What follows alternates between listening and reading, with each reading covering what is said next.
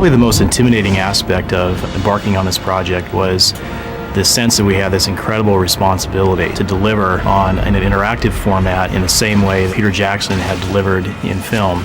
He has taken some of the most beloved literary works of all time and translated them into an epic film masterpiece that has created millions and millions of fans worldwide. Are you frightened? Yes. Not nearly frightened enough. At the beginning of a project, you're working on the conceptual side and the design side.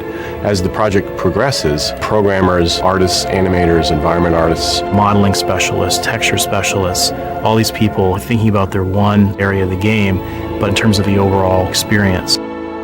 One of the advantages of being able to work so closely with the filmmakers is we were able to use the models and props that they created for the film as reference for the stuff that we needed to create in our game.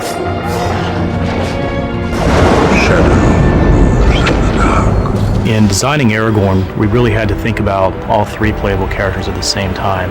For example, Legolas is much more of a speed and finesse-oriented character. Gimli's a small battle tank. Aragorn is more a blend of the two.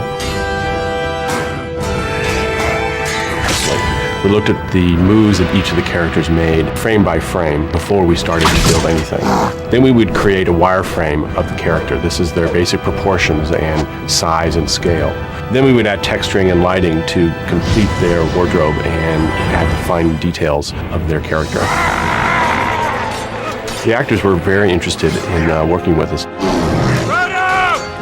In one case, Viggo Mortensen showed us some of his action moves. He and his stunt double open up a crate of swords and start sparring with one another. That became the basis for many of Aragorn's moves. It wants to be found. When we were selecting scenes from the film to include in our gameplay, Balin's Tomb really stood out as a strong candidate.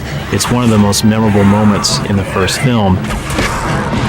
We wanted to recreate the sense of ambiance. It's this very strong beam of light on the tomb itself. It was a challenge for our environment modelers and lighting specialists.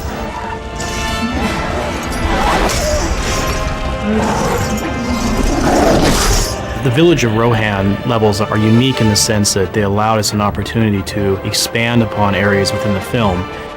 The actual game level itself looks and feels very much like the film locations in terms of lighting, the shape of the architecture, the people who were there, but we actually build upon that in this particular case and create areas of the level for the player to explore and fight in that they perhaps didn't see in the film.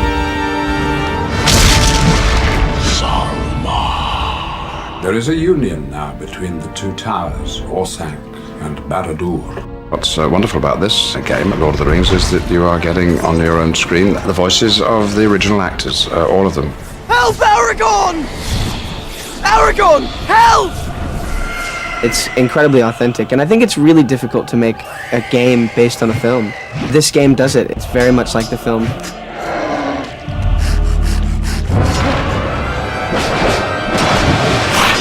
We designed a very dynamic music system that reflects the mood of the actual events in game. One ring to bring them all, and in the darkness, fight. In the film, Saruman attacks Helm's Deep with 10,000 Uruk-hai, so we had to use other elements at our disposal to create this sense of battle.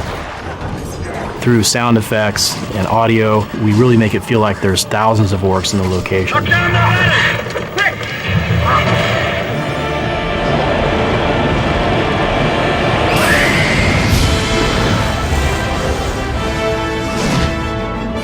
If someone plugs in the game and they say to themselves, oh my god, this is the film, then we've achieved exactly what we set out to do. This is the place that I remember from the film. I'm there, I can do something. It's now my turn. That's the way we want the player to feel.